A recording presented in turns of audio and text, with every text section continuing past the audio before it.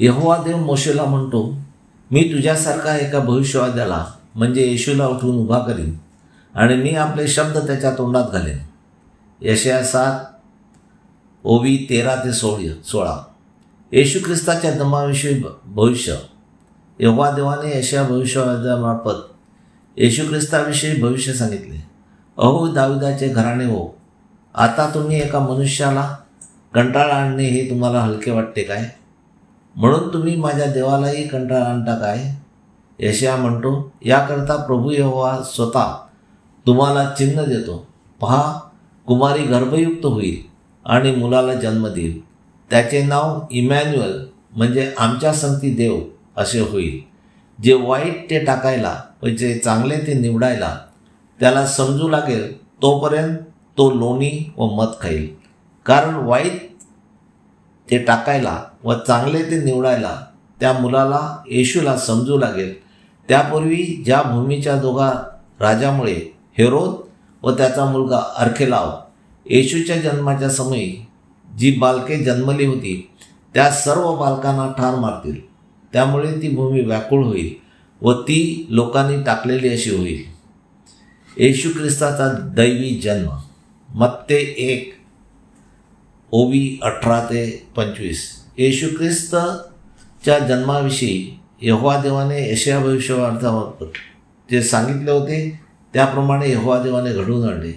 येशू ख्रिस्ताची आई मरिया योसेफाबरोबर वाग्दत्त झालेली होती, परंतु ती दोघेही एकत्र येण्यापूर्वीच मरिया ही पवित्र आत्म्याकडून गर्भयुक्त दिसण्यात आली.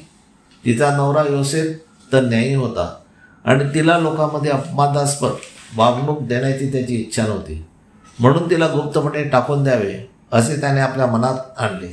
अशा गोष्टीचा विचार योसेफ मनात करीत असता यहोवा देवाचा दूत त्याला स्वप्नात दिसला. तो म्हणाला, योसेफा, दाविदाच्या पुत्रा, मरियेचा अंगीकार करण्यास भिवू नको, कारण तिच्यामध्ये जे संभवले आहे ते यहोवा देवाने पवित्र आत्म्याकडून घडवून आणले आहे. ती मुलाला जन्म देईल.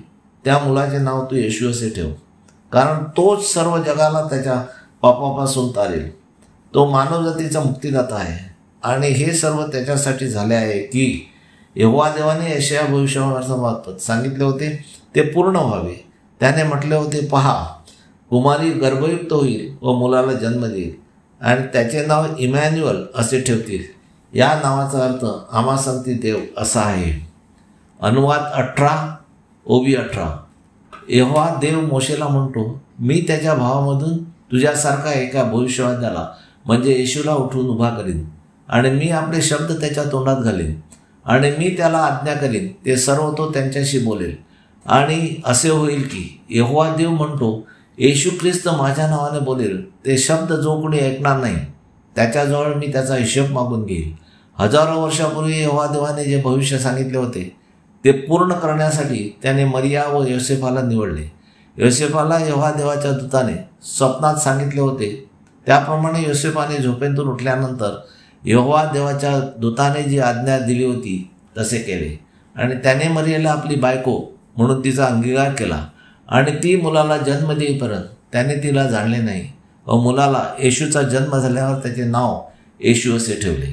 बायबलमध्ये जुन्या करारामध्ये यहोवा देव हजारो वर्षानंतर काय करणार आहे ते भविष्यवाक्यामार्फत लिहून ठेवले आहे व तो ते पूर्णत्वात आणतो. म्हणून येशू ख्रिस्त म्हणतो, माझ्याबद्दल शास्त्रलेखामध्ये जे भविष्यवाक्यामार्फत लिहिले आहे ते सर्व पूर्ण झाले पाहिजे. म्हणून येशूला मानवजातीच्या आजारमुक्तीसाठी फटके मारले व त्याला पापाच्या मुक्तीसाठी क्रूसावरून रक्त सांडले. त्यानंतर येशू ख्रिस्त योहान अध्याय 19 ओवी 28 मध्ये म्हणतो, आता सर्व गोष्टी पूर्ण झाल्या आहेत. हे जाणत असता यहोवा देवाने केलेला शास्त्रलेख पूर्ण व्हावा म्हणून म्हटले, मला तहान लागले आहे. व त्याला आम दिल्यानंतर म्हटले, संपूर्ण झाले आहे. म्हणजेच यहोवा देवाने दिलेल्या आज्ञा तंतोतंत पाळून त्याने आपला आत्मा यहोवा देवाच्या हातात सोपवला. यहोवा देवाने मानवजातीच्या उद्धारासाठी येशू ख्रिस्ताला मुक्तिदाता म्हणून पाठवले. म्हणून यहोवा देवाचे आभार मानूया. तसेच येशू ख्रिस्ताने यहोवा देवाच्या आज्ञा तंतोतंत पाळून आपल्याला आजारामुक्त व पापापासून मुक्ती दिली. म्हणून येशू ख्रिस्ताचे आभार मानूया. हालेलुया, आमेन. यहोवा देवाचा सेवक Anthony John Pereira builders. Praise God. Hallelujah.